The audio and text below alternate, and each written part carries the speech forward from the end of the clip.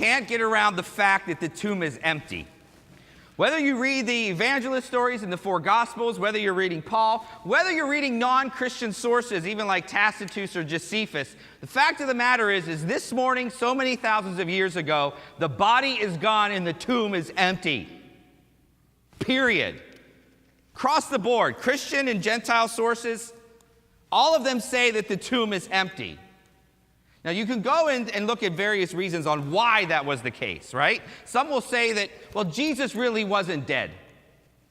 He suffered all of that horrible torture, but he really wasn't fully dead because he just passed out and he was resuscitated. Believe it or not, that's one of the arguments against the resurrection, was that he was resuscitated.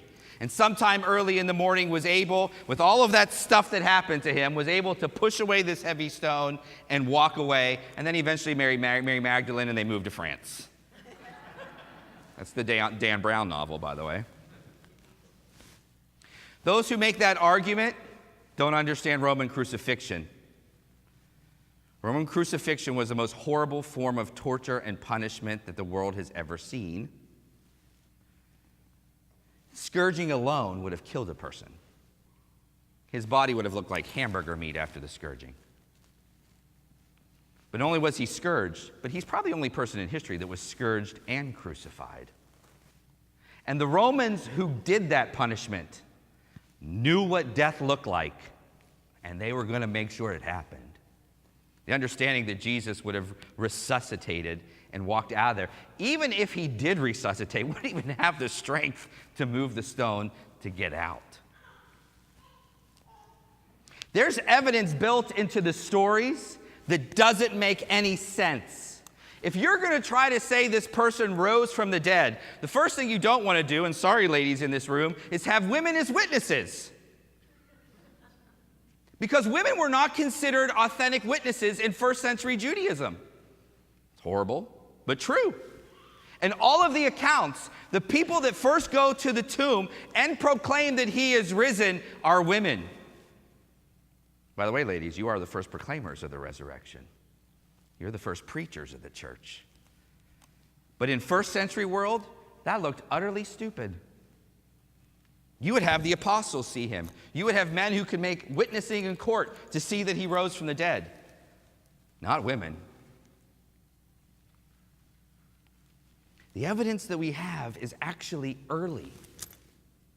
When you heard that beautiful reading that from Paul's letter to the Corinthians, right? That we just read, the second reading.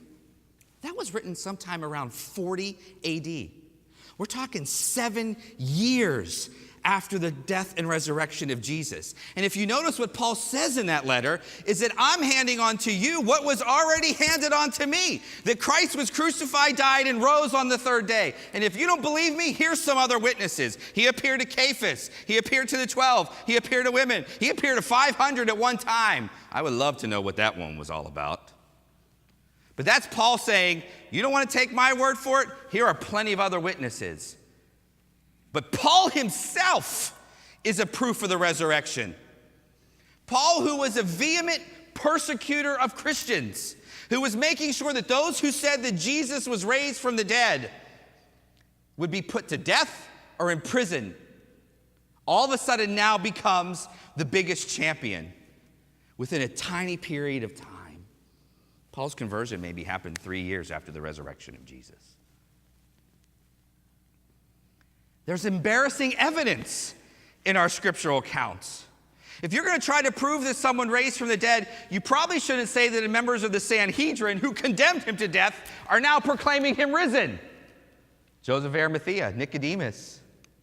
You wouldn't say that disciples denied him, which they did, unless all of that is historical fact. And even those who were enemies of Christianity, Josephus, Tacitus, some of these Roman historians, all said that the Christians believed that this man rose from the dead. The historical reality of Christ risen is extremely provable in a court of law. Just from the evidence. We necessarily don't need the evidence. We have the faith. And the church has been proclaiming this for thousands and thousands of years.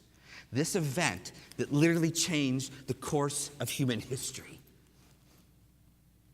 that our God stepped out of the tomb so that death would be destroyed. It's actually easy to believe the historical records.